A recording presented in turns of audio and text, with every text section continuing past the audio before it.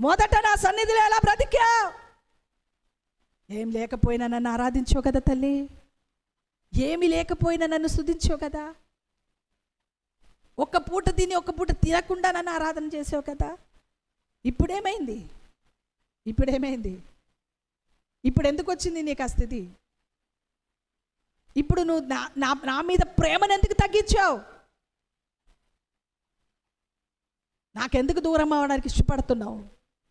ఈ మాట తప్పొకటి నీ మీద మోపవలసి ఉన్నది. చూసారమ్మా, ప్రభువుకు దూరం అయ్యే వారి మీద తప్పు మోపుతాడు ఆయన. ప్రభు ప్రేమకు లోన దేవుని బిడ్డల దూరం అయ్యే వారి జీవితంలో తప్పు మోపుతాడు.